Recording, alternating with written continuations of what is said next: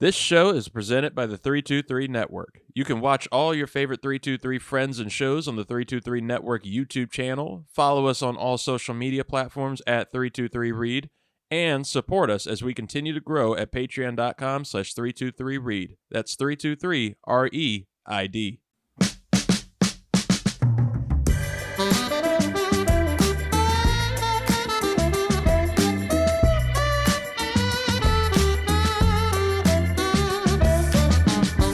Ladies and gentlemen, welcome to the 323. I am your host, Reid Murphy. Woo! We had the dance moves on this one. Oh my goodness. The wet boys were fucking it up. In the limber. Oh, yes. We were water bending. Hey, you got to go to the 323 Network on YouTube, subscribe, check us out there. You can see all of our beautiful faces and our incredible dance moves right there, anytime, any place. Thank you all for joining us. Thank you for listening, watching, doing whatever you do to support us. We always appreciate it. We are here at the end of season 3. This is the end of season 3 of the 323. Don't worry, it's coming back. It'll be back season 4. That could be relief to some, and it could be a threat to others. I don't know, but we are coming back. We'll be back. Take a couple weeks off. Giants be back fans everywhere at the end of August to get you ready for the NFL. And I'm not gonna look too far ahead, as I'm joined here by the two people that make the show, truly what it is, week in and week out. Whenever we can get us all together. Scott Ellia, host of the 323 College Shame Day, which debuted during this season, and Zuhair of the Animation Deliberation podcast that is back.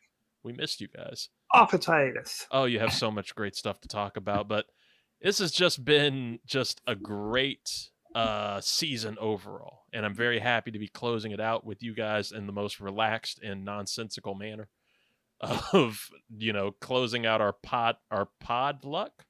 I still haven't decided what we'll call this, a pod luck or just a 323 potluck, because I don't know if somebody's already stolen the pod luck name anywhere. ChatGPT, here I come. Send it to research. But this has been a great season, and I'm very happy and reflective of everything. We'll reflect more as we get into the top 5 awards at some point. Travis Byram will be hosting and helping us out with that. Nice little crossover. But just reflecting of how much fun we've had, the incredible people that we've gotten to talk to, the growth that we've had, awesome con, new friends, new guests, and going into season 4, which will start in late August, we are going to have even more great new friends, some really, really fun, branched out interviews, getting into the NFL season and getting into the election season. Josh Cole, we're getting him back. He'll be back on to help explain things that, Travis Byram and I aren't too eloquent to explain to you how the political season works out without diving into politically charged Elmo, which I'm not going to do tonight because that took a toll on my voice. Oh my God. But it's going to be great. We close out tonight with a potluck. These have been very fun to do. It's simple. No prep really needed. Just each of us that's here on the show will bring something to talk about in a conversation. Yes, Sue? Nothing. I was just reading something. Oh, I thought you were like eating the mic. It looked like you were sniffing it. You might be sniffing it. I mean, I was kind of holding my breath, but my nose was on it. I wonder if I get down here.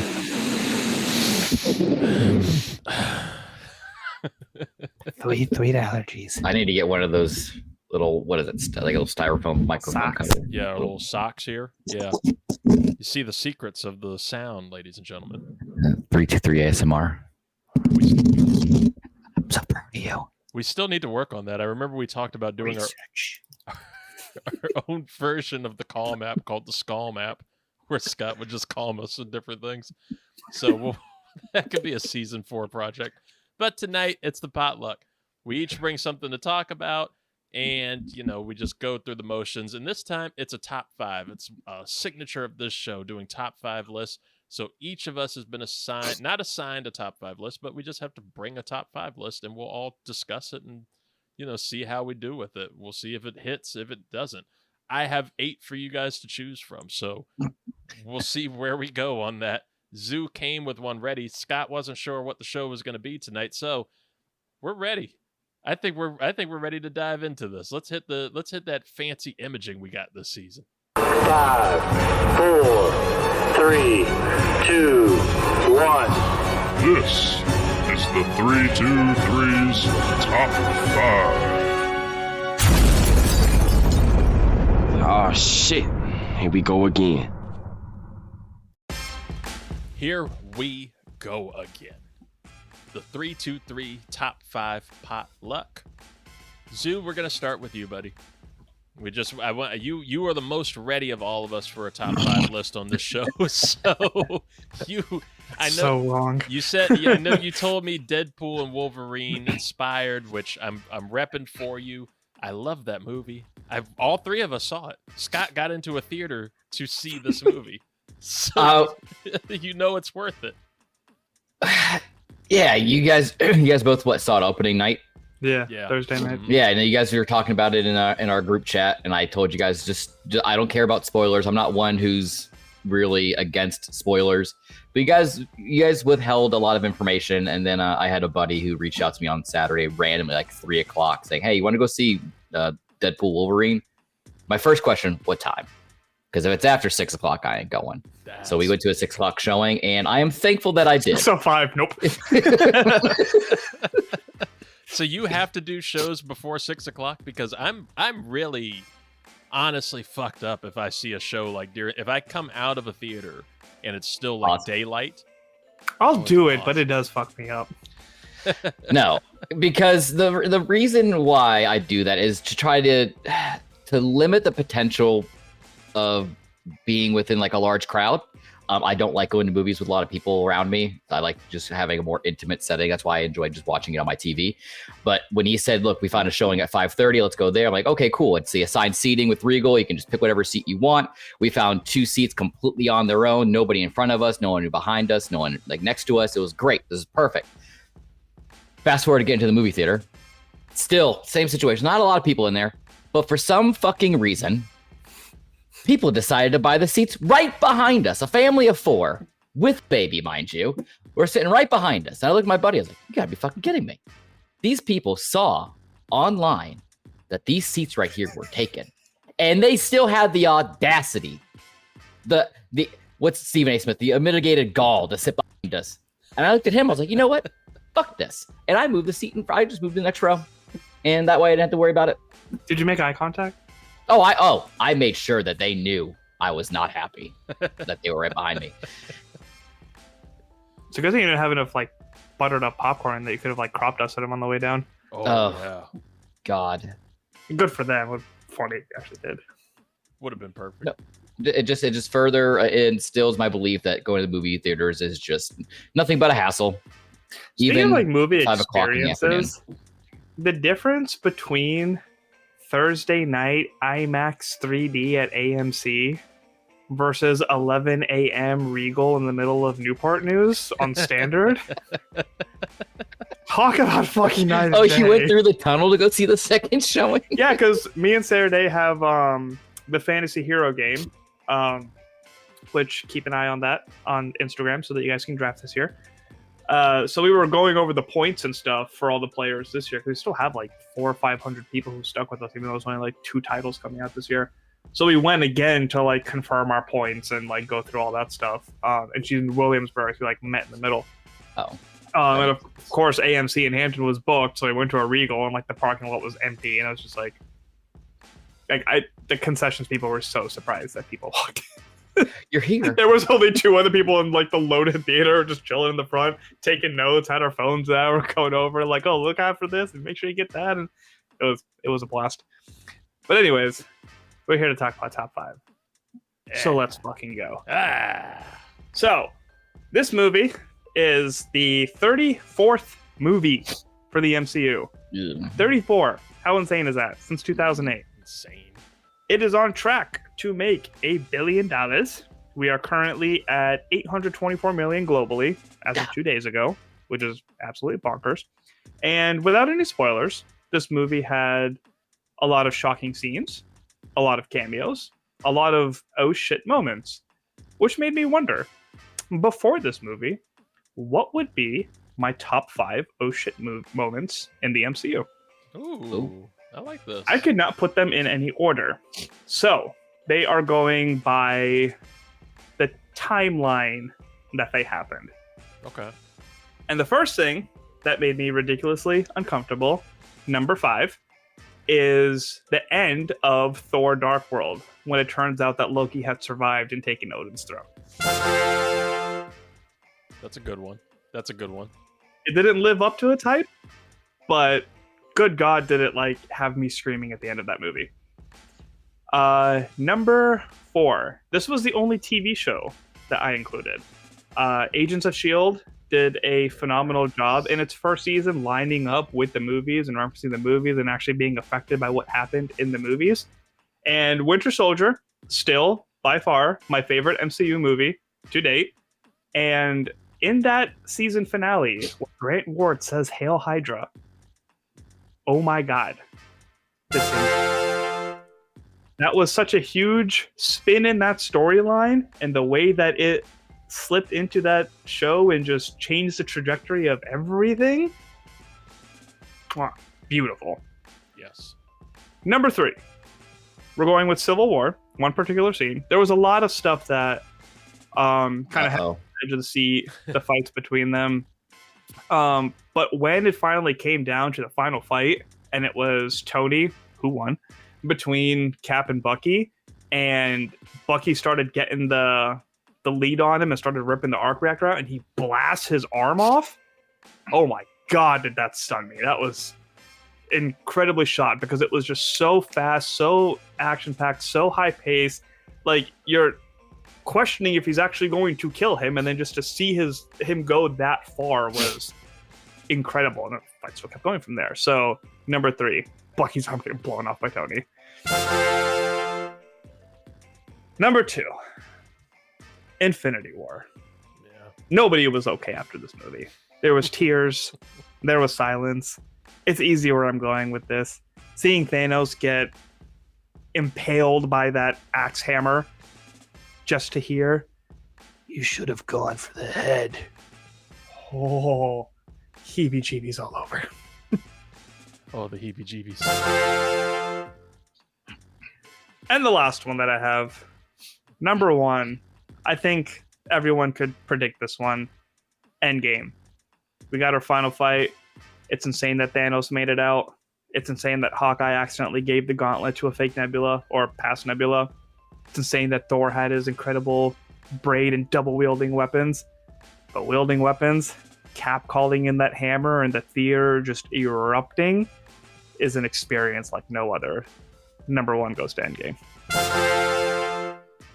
I feel like you could have like a top 5 oh shit moments just from Endgame. Yeah. Like, that could be that. Yeah.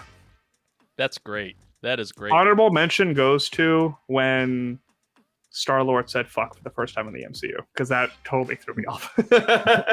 Just the delivery. Open the fucking door. Open the fucking door. See, when I heard you say Civil War, I thought you were going to mention when Winter Soldier kills Tony's parents. That was a big oh shit. I thought of that, and I thought of Vision shooting Rhodes out of the sky. But there was something about, like, there was build-ups to those two, but the way that, like, everything was just like in the moment, and then you just see that blast come out, there was a level of intensity with that I feel like trumped the other ones.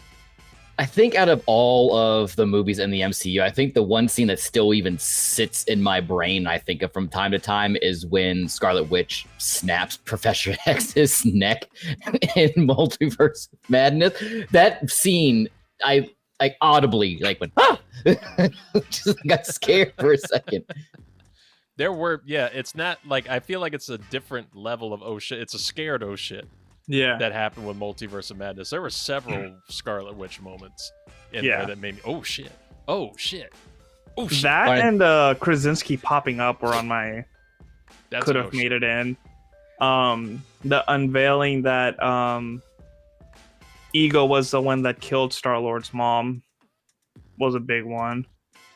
I think another oh shit moment, but a different kind of flavor. It's like a oh shit was when Star-Lord when Chris Pratt like fucks up the whole plan of yanking off Thanos' glove and just like punching him. Like they had it within like a millimeter. No, stop, motherfucker! What are you doing? Oh shit! No, like shit! Here we go. Just wait a second, please. I really appreciated the Agents of S.H.I.E.L.D. Call there at number 4 because that was a show I was excited for when it premiered, and then like it was going through the motions, introducing you to the characters, kind of building some relationships for the first half of the season. Like it just felt kind of mid there, and then that Winter Soldier connection occurred, and Winter Soldier, like you see Winter Soldier because I saw it that weekend. I was like, wait, they just destroyed S.H.I.E.L.D. What is this going to do to the show like next week when that comes on? And then boom, everything goes to shit. And the whole show changes course. It becomes excellent. It becomes one of my favorite MCU properties. I feel like Deadpool and Wolverine. And then the only thing that really matched up to it within the show parameters was Ghost Rider. Yes. And then they ran out of budget for him, so they had to change the storyline entirely. I know. I still love that season though. Like even like that's just everything that they were able to do. Just in terms of pretty much. I never watched after that season. Actually, I never finished it. Really, I would say I think there's 2 more seasons after that. Like one season is set in space. I started watching that one, and then I couldn't keep up with it. But then like the standard and the quality of the Netflix shows were so high that it was crazy comparing a Daredevil episode to an Agents of S.H.I.E.L.D. episode. I will say the final season of that show, like they knew it was the end, so they just went all in on the budget. They went all in on any requests for budget that they could. And it's like the final season is one of my favorites in terms of just like being a love letter to not only the show, but also to just S.H.I.E.L.D. as like just time travel. It's just time traveling through the history of S.H.I.E.L.D. So some really cool appearances and cameos and Easter eggs throughout it, and then just a bonkers finale. So maybe in the future I'll do a top 5 Easter eggs or top 5 cameos. That's a good one. Ooh, that's a good one. Yeah, Deadpool or and Wolverine, top 5 comic book scenes in live action. We will. That's a great one. Actually, that's a good visual one. We'll have to do. Cool. Deadpool and Wolverine. Like once, like of course we're gonna stay spoiler free, even though my God. Dude, the trades like Entertainment Weekly, all of these things have just been spoiling the hell out of that movie. I don't know about commercials necessarily because I've been like all in on Olympic stuff and haven't seen commercials for Deadpool and Wolverine, but like I just saw like an image today, released an official image from Marvel that spoils a huge part of the movie. And yeah, huge. And, I mean, Ryan Reynolds has been posting he's been posting stuff, but Entertainment Weekly, they posted stuff like literally Friday morning for people that saw it Thursday night like us, but like that's not the majority of people that are gonna see that movie. Like I hate how it's just like they're spoiling things quick. They're taking movies out of theaters because they're like Scott, they don't want to go to the theater anyway. Like Twisters was an awesome movie. I liked it. Twisters was an awesome movie, and it's immediate. Like it's been a hit, and now it's going digital. I think in 2 weeks. Like it's crazy, like how quick everything's going. That's a whole discussion. And here I've been waiting for 3 or 4 months since Boy and the Heron was unreleased for the movie theaters, waiting for it to be fucking streamable. Yeah, that's a weird. Yeah, I ain't paying for it. That one and Godzilla -1 was one I was waiting for forever. Dude, Japanese movies, you gotta watch it in theaters because they will do an international tour and they will milk every penny out of the theaters because they do such a good job with it. I know. The weekend I decided to go, that's the first weekend they didn't have it there anymore, and I kicked myself in the. And the first weekend that I went, nobody was in the theaters except the 5 friends I invited. I'm leaving. I think one of the only other things that I've seen about Deadpool Wolverine, it's kind of like it kind of went on the radar, but I guess Rob McElhenney came out and was like throwing shade against the studio for like cutting his cameo scene. Oh, was he from the cut? movie. Yeah. Oh, interesting. Because I was looking for it the second time, and I was like, "Is he undercover or something? Like, what's going on?" That's what I just assumed. He was like a TVA agent or something. Like I just assumed Right. he was just something masked, and I just didn't. No, I he didn't was pick like up his some voice. Wolverine variant. I didn't look into it That's much. funny. I just well, it makes sense. But it was just some kind of throwaway, like kind of post on X, formerly Twitter, that he was throwing shade against the studio for cutting his cameo scene. My friend had a typo for it and called it titter today, and I was busting out laughing. That's OnlyFans. That's that should be the name, Titter. X, formerly known as Titter. Oh, good list, Zoo. Good list. And it kind of segues perfectly over to me, and we'll save Scott's, and just in case he's still crafting a top 5 list, or maybe he'll get inspired. You know what? I find it funny that you think I didn't come prepared for a top 5, because I did come prepared for a top 5. But now I want to see what yours is. Well, you have your choice because you have a choice. Actually, a choice of 9 now, because if you go from Zoo's, just a segue for his top 5 MCU oh shit moments, I have. From the list for you to choose from, I have top 5 MCU films, and it's freshly updated now with Deadpool and Wolverine. The NFL Network and NFL, they did their top 100 recently. And they did their top 5, which caught a lot of. It looked very algorithmic. I think Tyreek Hill was number 1 on their list. Tyreek Hill was number 1. I think Lamar number 2 or Mahomes, one of the two. It doesn't matter. It doesn't matter because I have my top 5 NFL players going into 2024. Oh, yeah. Along with that, I have my top 5 NFL quarterbacks currently going into 2024. If you're staying with sports, Is it chalk? No, it's not. I promise you, it's not, because it ties into another list I have on here. Top 5 sports hot takes I probably should keep to myself. That's one that I have. I also I have top 5. 2024 Olympic observations. That's very relevant. The Olympics are happening currently. They're very fun. I spent all day watching Gold Zone. It was amazing. It was incredible. Loved it. I have top 5 random questions I had to myself while driving. That's one that I just I put together after a drive home. I have my top 5 Scots. It's just a list that's in there. Top 5 Scots. I have top 5 people in sports that make me think of penises. And I have my top 5 meats. So, do with that what you will. I'm intrigued with the top 5 Scots, but I don't think emotionally I am in the right headspace for that.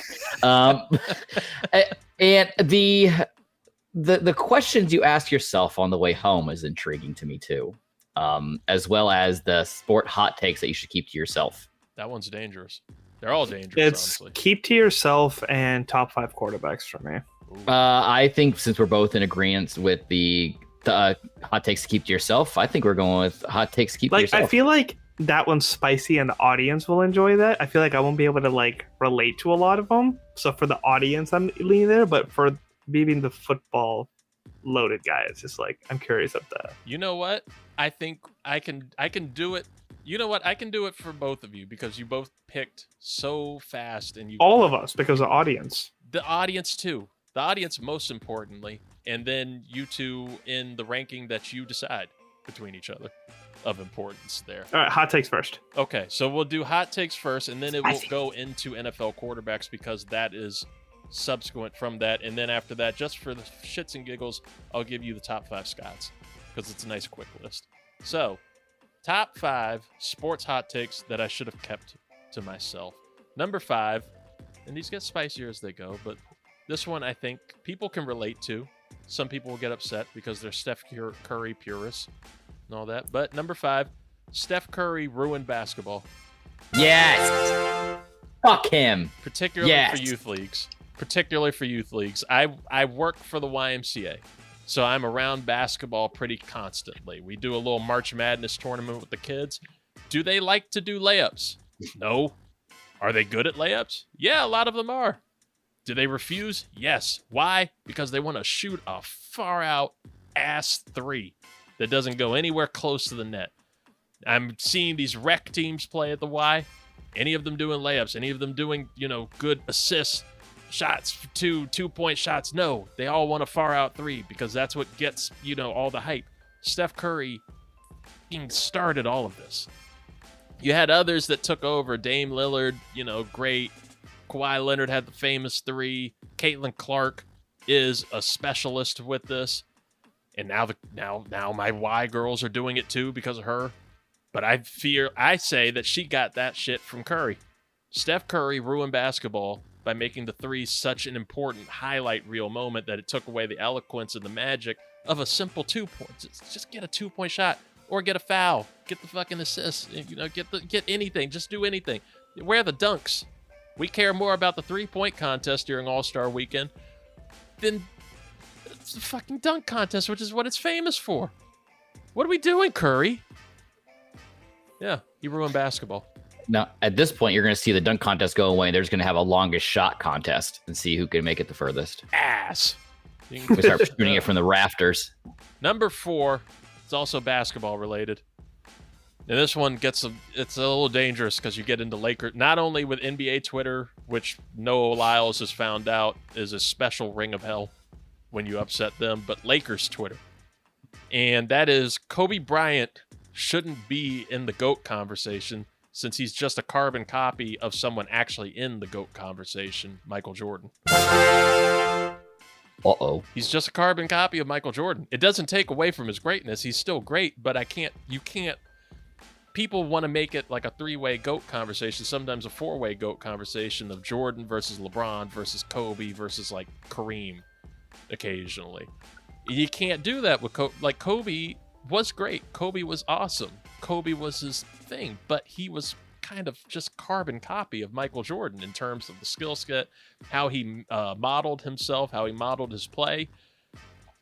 I'm not going to put him in the GOAT. I love Kobe Bryant. He was my first favorite basketball player, but he's not in the GOAT conversation. Jordan did that first.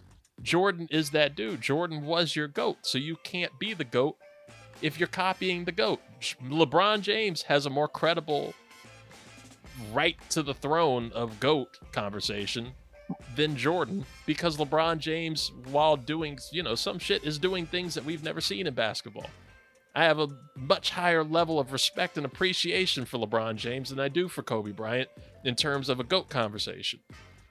In fact, just throw it out there because rest in peace, Skip Bayless. He didn't die, but, his career died. We'll throw that Jordan versus LeBron shit in there. Throw Kobe out. Throw Jordan out. LeBron's the GOAT. Just give it to you all right there. Should have kept it to myself.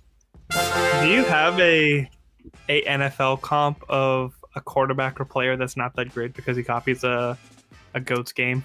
Ooh, that's an excellent question. You don't have the answer right now, but now I'm just gonna, as someone who doesn't watch basketball, I'm curious now. Bookmark that because I think that there probably is a conversation around that. Okay. Number 3 is baseball, and it's the standard sports radio classic of how to fix baseball. And I think this could be something I might need to keep to myself because of the boomers. Boomers might get upset about it, but fuck it, I'm here to save baseball. I could fix and save baseball with one simple rule change. Start at the top of the batting order every inning. That's right. Your 1, 2, and 3 hitters are getting at least 8 at-bats. Guys like Aaron Judge, Mike Trout, Shohei Ohtani, Bryce Harper, they have the chance to take over games. Your best hitters are superstars now, MLB. The 8 and 9 hitters, they're like the end of bench guys in basketball. They're the, old head in Miami who just stuck around because he was heat culture. They're those guys, but they could also be elite defensive superstars. You make the top of the batting order at the start of every inning. Your stars, boom. You save baseball. I learned that from doing kickball with my daycare kids. Because I said, you're stacking you're putting all your good kids at the beginning. When I would compete against Angela's team or something, boom, stack them, put the good kids up at the front every time. We don't need to share. This is baseball. This is professional leagues. You're getting paid the big bucks. I'm paying Shohei Ohtani nearly $1 billion. I want him batting every inning. Fuck it. That's fair. Just go the football approach of having your first, second, and third strings. It's right because you like it's not the case like the NFL. Your stars are your quarterbacks, right? Like, look, you're not taking Lamar Jackson out to, because you have to put Tyler Huntley in because that's how the lineup goes. No, that would make it more interesting. Pro Bowl did that. It would be interesting. It's true, the Pro Bowl goes that route. But it would be interesting. But that's not, it's not interesting in baseball. Are any of us watching baseball? Have any of us watched a baseball game this season? I'm white and I don't even watch baseball. I only watch it when I go to a game. Exactly. So if you baseball is more of that social experience. You're going there, you're having a couple drinks, having a couple dogs. You're just hitting there, hanging out, enjoying the nice sunshine. You remember when you were standing in that line and the one guy with the cooler was like, "I got you." Yeah, you got cash. I looked at everybody. I was like, "Are you sure?" And it was like, "Fire fine." Like, oh, okay. Right. So now, you don't mind. If I go to a baseball game, I don't mind leaving to go get food or a drink because I was like, I don't need to see fucking Jorge Wheezy. Yeah, bat 8th, everything. I know he's just gonna strike out from Paul Skeens, so fuck it. But if I have, Mike Trout coming up every single time, Mike Trout is going to be batting at the top of this inning versus Bryce Harper at the top of the next inning. I'm going to be excited. I'm not going to want to leave my seat to go get a glizzy. I'm going to have to order the glizzy over to me. It's going to make the market higher for those glizzy sellers who are walking down the aisle. I just saved baseball, man. I saved the entire economy. Should they also get rid of any kind of pitching restrictions, like your pitching rotation or like inning restrictions and things of that nature? You know how they usually like to try to alternate 1 through 5 for starting pitchers. You just say, hey, if I want to have Paul Skeens go out there 3 days in a row, he's going. Fuck, that's the idea of a manager, right? That's why you have a coach. They should be the ones in charge of that. They should be the ones in charge of who's going to, if I'm going to blow out Paul Skeens' arm, that's my choice. That was my choice. I paid for it. I paid for that arm. Right. I'm using it. But that pitcher suggestion would work well with the tiered batters. Because if your third string batter is up, why not throw out your second tier pitcher and balance it out depending on what the situation is, because then you can keep your players fresh for the next game too and just alternate throughout. That can make it interesting. The sports books would hate it because you can move over Rob Manfred. Here comes Reid. You can Manfred. You can pick Rob Manfred. You can pick out when a pitcher is going to be going, and you can bet on that. Manfred. Going into each night. But you eliminate that. I mean, they do it during the World Series. All of a sudden, I remember that during the Nats World Series, all of a sudden we would wind up seeing one of the stars pop up because it gets to Game 5 and this is a clinching moment or something. Boom, let's throw out our guy. That's why we have him. That's why we paid for him. That's why I'm wearing his jersey. Fix it, baseball. That was number 3. Number two. This one's my boomer take. Sports have become too business-fied and protected. Now, this means that as a super boomer, I want to say don't punish fighting in sports. That's basically what this means. I don't punish hockey. Hockey know what's up. Hockey, we let them go. Why are we making this big of a kerfuffle in the NFL when Odell Beckham Jr. and Josh Norman get into a slap fight? Or snatch and chains. Yeah, don't fight the fans. Don't do the malice in the palace. But if they're fighting each other on the court, that's passion. Let the guy's passion be on display and actually express how much they care and have in all of this, right? And I'll double down with the NFL here. And if it does end up being a severe injury, jail time. Exactly. Yes, you can charge them, you can sue, or or you could do rap beefs, and you don't want to ruin your street cred and take it to court. You just iron back and get back in it. And I'll double down on the NFL. Be accountable, NFL, for how dangerous your sport is, and either outright eliminate tackling and go to flag, it seems like we're on the cusp of with the injuries and how the defensive tackling rules are being changed, or you sink into that shit. You sink into it. Bring back the giant hits. Bring back Chris Berman doing those Monday night hits. where you're Before you know, like everyone's going to be required to wear the defender caps. exactly like bring back These fucking bobbleheads trying to run the ball. bring back the Can't hits. stay standing because they're like losing all sense of equilibrium. Bring back the hits where you see the letters CT and E fly out of the dude as they're flying through the air. Bring back the hits, bring back the violence like the old days, akin to how UFC coverage is done right now, where that completely sinks into their violence. Bring it back, because we know what it is. It's a gladiator sport, the NFL is. It's just modern-day gladiators out there. And you sink into it, you bring it back, and next thing you know, you have a modern-day clone of Steve Atwater or Sean Taylor absolutely demolishing Tyreek Hill when he's doing that fucking, deuces sign to everybody. And what would help is if you know that you're going to allow more tackling and lighten up on the rules and this and stuff, don't cheap out on your fucking fields. Actually put it on grass. Don't cheap out. Make those blows like actual bearable. Don't cheap out on your fields, and don't cheap out on healthcare. Like, it still goes through this portion where dudes have to play, I think, 3 full seasons or something close to that in order to get their lifetime healthcare benefits from the NFL. The NFL is a multi-billion-dollar entity that just beat its multi-billion-dollar Sunday ticket case. Then got that thrown out, so they don't have to worry about paying that. Invest in your healthcare. Give these guys, as soon as they get drafted, their healthcare benefits. I know that you risk them, retiring. They're a non-profit organization. What would they do? Yeah. Invest in your people. All right. It's 3 seasons, by the way. 3 seasons. Yeah, I thought so. Number 1, and this segues into my other list. And I think, do I necessarily believe this? I don't know. But this is where sports media is, right? This is how Skip Bayless, this is how we all generate and get there. And I think I can I've talked myself into believing this, and I'll die on this damn hill now. Dak Prescott is not just a top 5 quarterback. That's right, I said he's not just a top 5 quarterback in the NFL. If he were in the right situation, like a Kansas City, he would be not just Mahomes, he'd be the greatest of all time. He would be considered the greatest of all time. Dak Prescott, I remember his rookie year. Oh my God.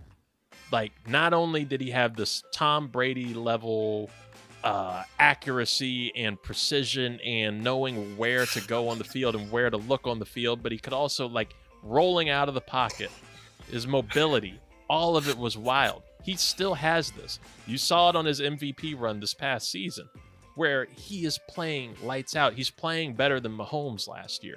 Mahomes had Did you see his training camp today? I don't need to. He's the GOAT. He can throw 6 interceptions in practice. No, they had the thing with the net, and it was like 20 yards down trying to throw the ball in. It was going like all the way over in each direction of it. I know it's training camp, but it was just so funny to watch. It's because you can't control greatness. That's how it goes. He just has to hurl it out.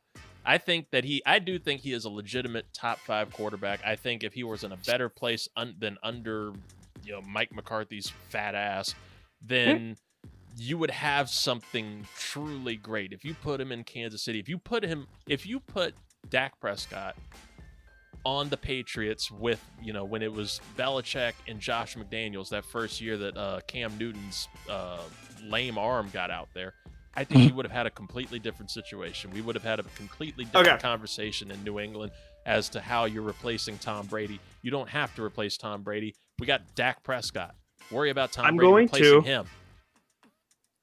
I'm going to name an NFL team. Okay. In its current situation, you have to tell me pass or fail of Dak's GOAT status. GOAT status, or just like better than he is in Dallas? GOAT status. Okay. Would this current team, if he were to play a season in this, make him GOAT status? Okay. Falcons. They got Calvin Ridley. Yes. Yes, because, I think that's a talented team that has a lot of talent there in general. You were just relying on Desmond Ridder and Taylor Heineke to be your starting quarterbacks. Dak Prescott can make that work. He did. He made the shit work before he got CeeDee Lamb or Amari Cooper. Seattle. Yes. 100%. Yes, 100%. With DK Metcalf, all of that talent there when he was would have been under a more competent coach in Pete Carroll. I think that Dak is a much better version of Russell Wilson. Pittsburgh. Oh, for sure. For sure. Under Tomlin, yeah, for sure. What's an interesting situation right now? Arizona. Ooh. Ugh. I don't like anybody in Arizona. Maybe they still had D-Hop. You might have, yeah, if they still had D-Hop. I mean, Kyler had good moments last season, but that's a bad team and organization in general. That's hard to succeed for anybody. Speaking of Giants. Ooh. Yes, actually. I like him as a talent better than Daniel Jones. I would love to have seen him in like a Brian Daboll system akin to what he was running out there in Buffalo and what I think he still runs with the Giants. Last year was just kind of a shit mess for that team, but we saw what he did his first year with Daniel Jones and what he was able to do with him with a healthy Daniel Jones. I don't think Daniel Jones is that good, but he elevated him to a, what was it, 40 something $40 million a year contract. He could absolutely get that out of Dak Prescott. Chicago.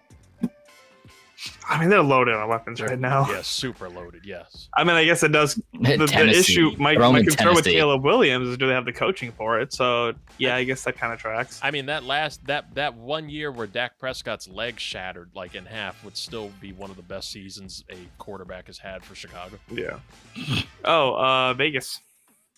Yeah, he could do it in Vegas with Devontae Adams, with Amari Cooper beforehand. Like, yeah, I'm not saying a great receiver makes him even better. Like, he's a great quarterback all in all, but you give him like that talent around it too. Like, he's one of those quarterbacks that can make any situation work, I think, and find some success. It's just that elevated amount of success is, you have to build a team. Okay, I think I'm good. Okay. I passed the vibe check. On there. That's my top 5 sports opinions that I probably should have kept to myself, but now they're out there. So do with that what you will. And just as your bonus there, top 5 NFL quarterbacks going into 2024, into this 2024 season. Obviously, I just said that Dak Prescott is not just a top 5 quarterback. He could be one of the GOATs and be one of these situations. So you know that he's on this list. Would you all like to take a guess where he might be? 3. Okay. Jesus Christ. Nothing has ever been more in sync on this show than that. That's wild. Oh, my God. All right, number 5 on my list of top 5 NFL quarterbacks going into 2024. Buffalo Bills, Josh Allen. You got Allen, number 5. Solid talent. All of these guys you don't really have to say much about. Number 4, from the San Francisco 49ers, Brock Purdy. Hell yeah. I fucking love Purdy, man. I can't get enough of Purdy. I don't care what my mom had to say about him. I want to just tell you, you're not as good as Patrick Mahomes. You will never be as good as Patrick Mahomes. And sorry, but there's only one Patrick Mahomes. Oh, I thought you were just going to say F you. Yeah. Oh, and that too. Fuck you, Purdy. That too. You think Ayuk's had enough of Purdy? Seems like it. I've been, before we keep moving through this list and getting Dak Prescott here at number 3, has there been any developments with Brandon Ayuk? Am I missing anything? I can't tell what's a They real have no development or reason not. to trade him. There's no reason to trade him. The Steelers fans keep seeming to aggregate this report and rumor that he's going to go to Pittsburgh and be traded to Pittsburgh, but I mean, that's his fault. He said Washington and Pittsburgh was where he wants to go. Well, I just saw they just signed Matt Breida. San Fran. Did I miss something? Did I miss something? Did you guys just say that? Am I in my own little world? What did I do? Matt Breida could replace Ayuk. I can't believe Matt Breida's still in the league. I can't believe I don't know who that is. I can't believe Willie Snead is still in the league. That's a name that made me like really smile the other day when I saw he signed with the Dolphins. Willie Snead. Number 3 on my top 5 NFL quarterbacks going into 2024. Let's all say it together. 3, 2, 1. Lamar Dak Jackson. Prescott. I thought you were throwing like an Uno reverse out there for a second. You were so ready for it. Dak Prescott is number 3 for me. That's where he finds on this list. Number 2 is Lamar Jackson. And number 1, it has to be. I don't care. Say what I want about that.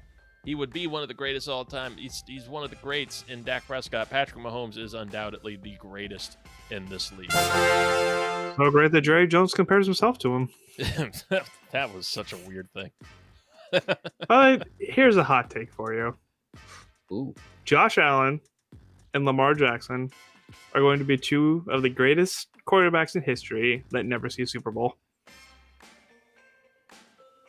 Who was the other one? Who were the 2? Josh Allen, Lamar Jackson I can are going to believe, be 2 of the greatest quarterbacks that never see a Super Bowl. I can firmly believe that about Josh Allen.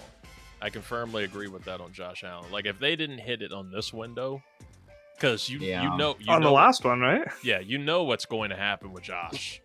Oh, over the course of time, like he's going to go through that Cam Newton. I hope he does it. He's an exciting quarterback, but the way that he just like throws himself into danger and throws himself into defenses, like we saw Cam Newton's arm go completely shot. He lost all of it. And that similar kind of quarterback just doesn't work when the arm goes and the mobility starts to go with age too. So yeah, I could see that with Josh Allen. Lamar Jackson does a decent enough job of protecting himself. I have a hard time seeing that team not go all the way at some point. But this is that year where it's like, if they can't make it with this squad, oh my God, I don't know what you do. You just have, what do you do? That's discussion for the NFL preview show. Isn't there a You team paid him option this for much. him at like two seasons or so? Probably, but you can't ever get rid of him, right? If you're Baltimore, you can't ever let him go. Oh no, not Lamar. Josh. Oh, Allen. Yeah, I think so. No, Lamar. You better no. Baltimore just needs to keep Lamar forever. Until he gives out. Right. Until yeah. Yeah, because now Buffalo's going into this season with Curtis Samuel and Keon Coleman as their top receivers. So it's gonna be a little tough. And Kincaid. Yeah, and Dalton Kincaid. Oh, And they still have Dawson Knox in there too. just because I promised it, my top 5 Scots, just to get it out of there, because you were such a good boy, Scott. Number 5, and I had OLIs on here, so let's see if Scott was on the OLIs. OLI, Scott Peterson, the killer, and Adam Scott, the actor. In my, Wow. They did not make the list. Number 5 on the list of top 5 Scots. Stuart Scott. Oh shit!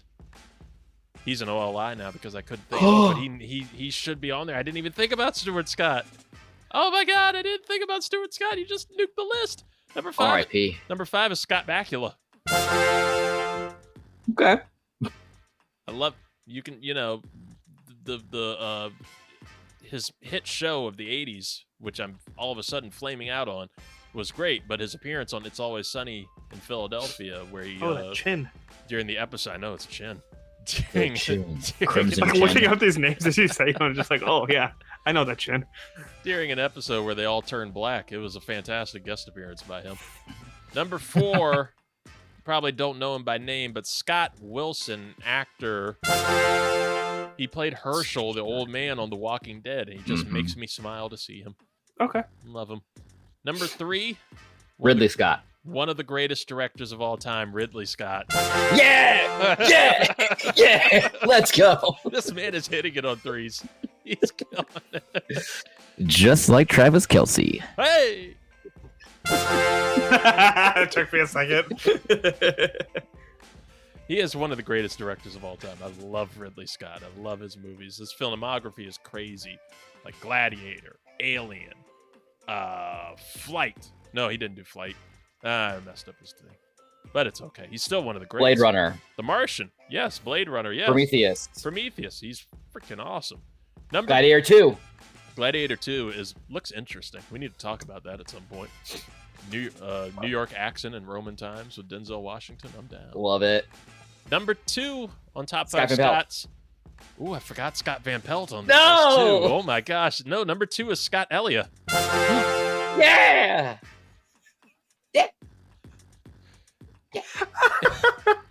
No! Yeah! And number 1 on my top 5 Scots. Wait, I don't have it right up. Oh, well, yeah, he's the host of the 323 College Shame Day. He's absolutely lovely. Look at his beautiful face all the time. Stop, man. He makes just listen, look at his face when he hears this noise. Bacon is good for me. Oh, he's so adorable. Yeah. We love Scott Elliott here at the 323. I ain't making any more deals. Got to live with that deals. I am No, I keep losing at deals, and I don't want to make a deal anymore.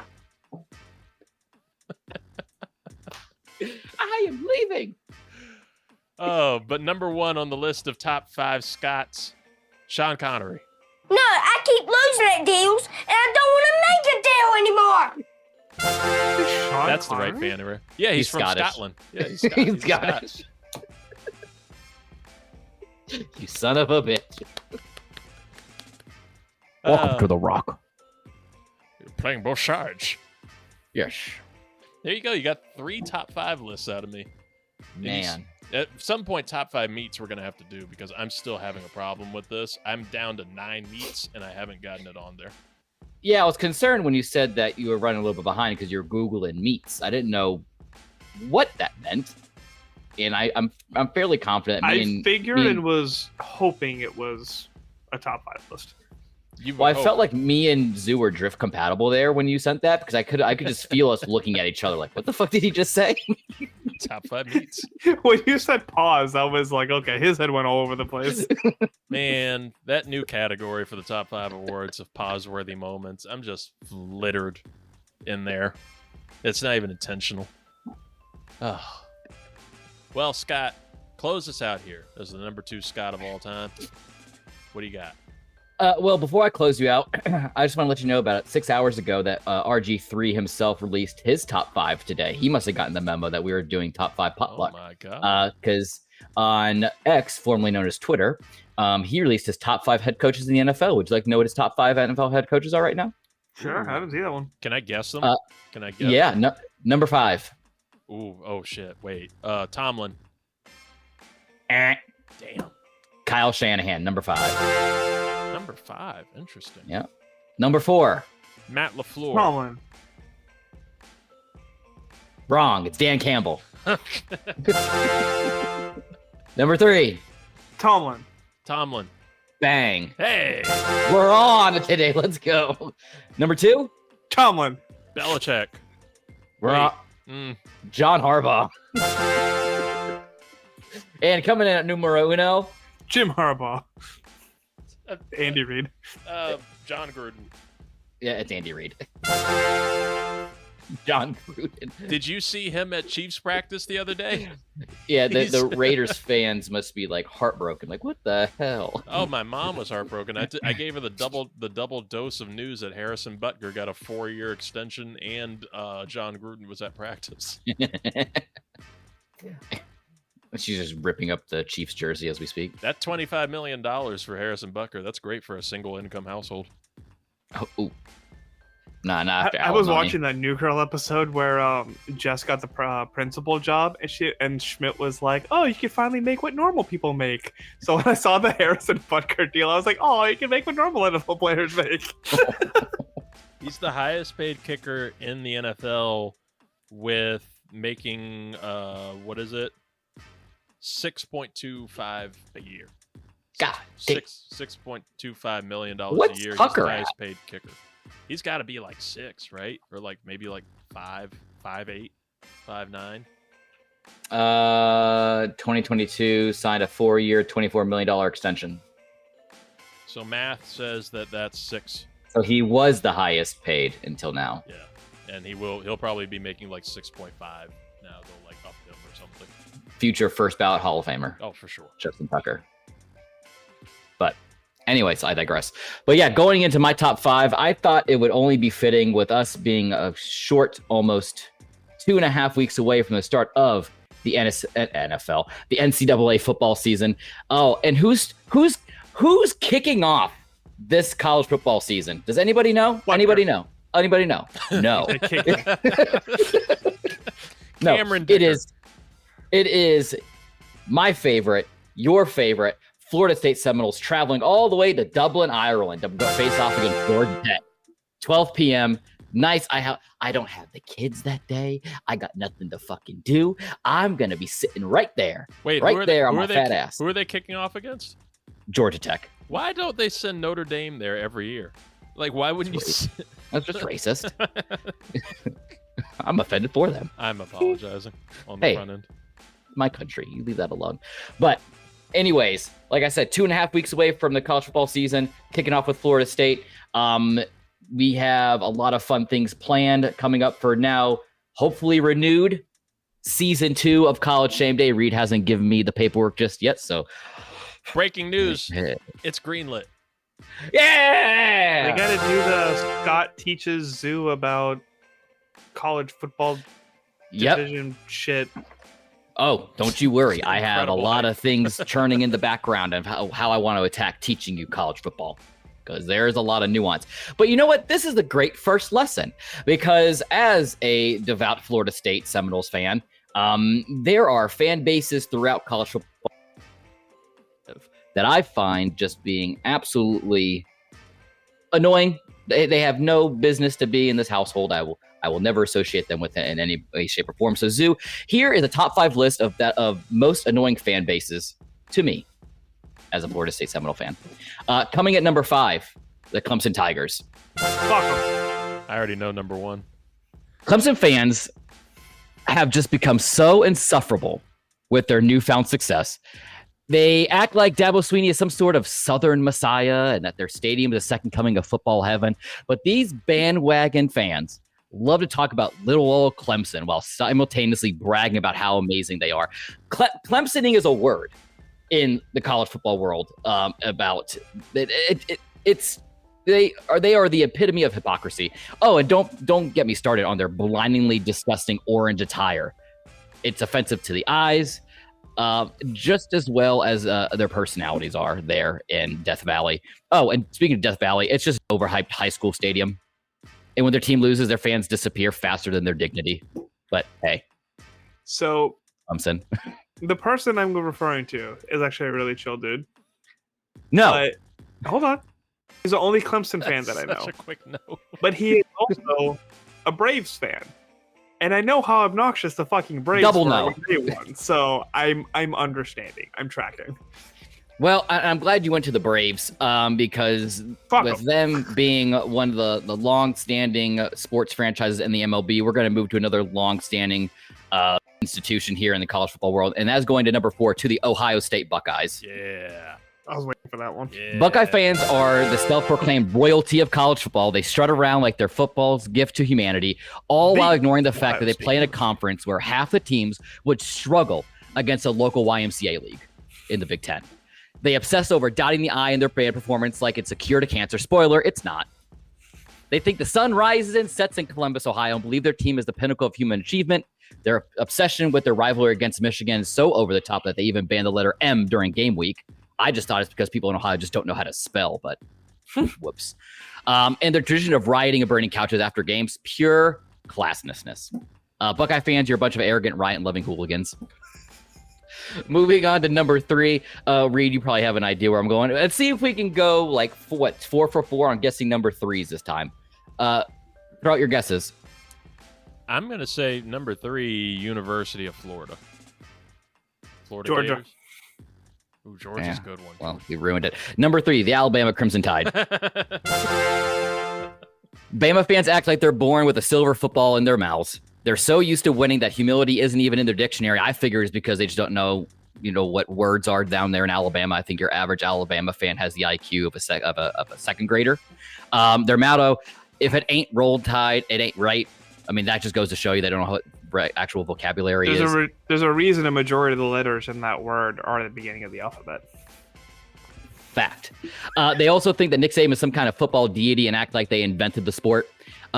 These insufferable rednecks never shut up about their 18 national championships, most of which were won when football players wore leather helmets. They treat Saban like the messiah of their fan base, includes literal criminals like the psycho who poisoned Auburn's iconic oak trees. Bama fans are a perfect mix of arrogance, delusion, and outright insanity. I thought you were talking about the Cowboys for a second. Same thread. Fuck them. I would compare the Alabama fan base to the Cowboy fan base. Coming in at number 2, this is where it gets a little bit close to home for Florida State. We are going to go with the Miami Hurricanes. Wow, I thought they were going to be number 1. Nope, I think you know where number 1's going to be. But Miami, let me just talk to you for a second. The Hurricanes live for 2 things, and that is literal hurricanes and hating Florida State. But they can't decide if they're more passionate about football or causing general mayhem. These ultimate bandwagoners show up only when the team is winning, and they act like they're throwing up the U hand sign makes them invincible. They'll remind you of their glory days, even if they haven't seen them since VHS tapes were a thing.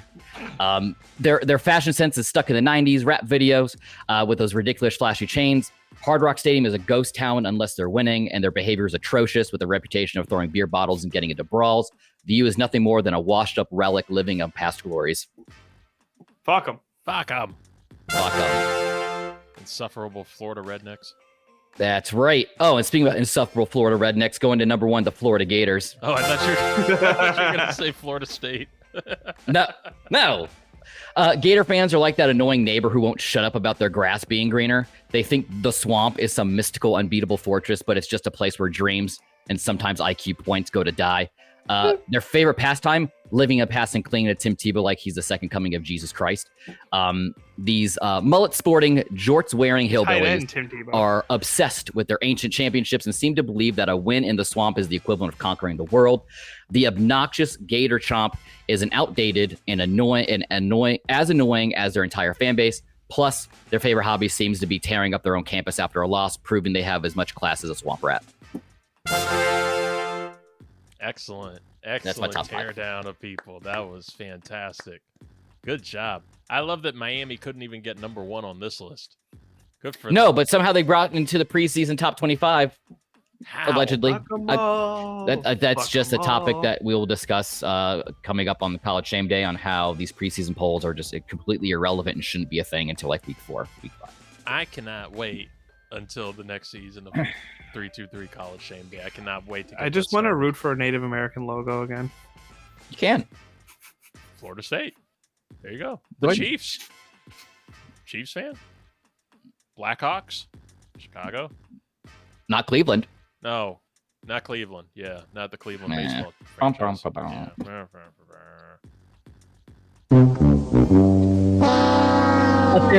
But they're the Guardians now. It evokes so much positivity in a city that's so trash. They're a bridge. We have done a lot of shitting on Ohio on this show. a city that couldn't keep LeBron twice. They couldn't even get his son. I hope it doesn't rub them the wrong way, like their quarterback.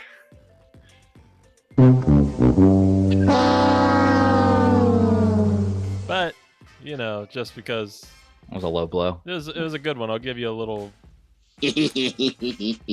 Not the full Griffin. You'll get the Scott. Hey, this has been the 3. Wasn't the last time we recorded you gave us a heart attack? I scared the shit out of Haley Hobbs with a strong hay. I scared the hell out of her. But it's how you wake everybody up for the finale, the crescendo of the show. Because this has been season 3 of the 323. We made it, y'all. We did the whole damn thing.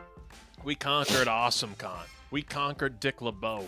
We conquered it all. And we're going to do it even more. We're going to take them all down this coming season, coming in late August.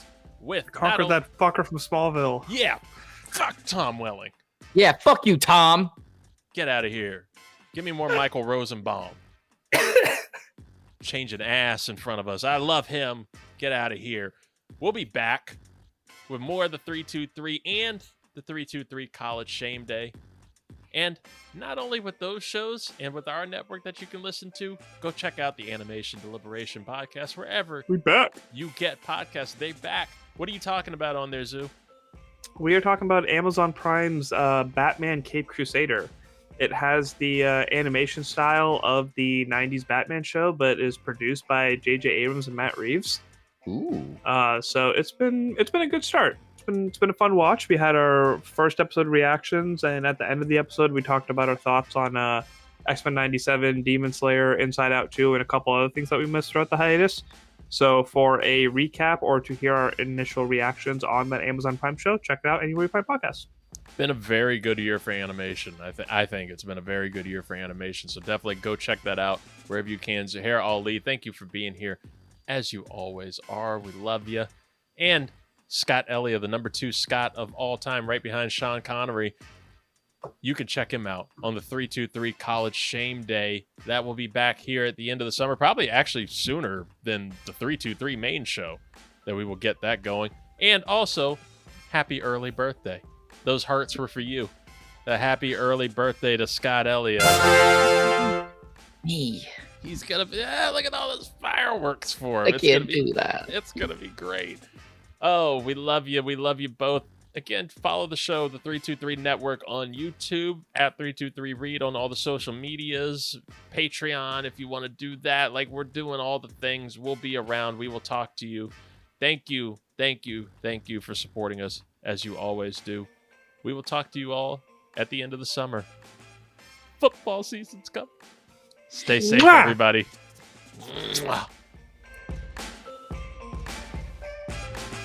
Thank you.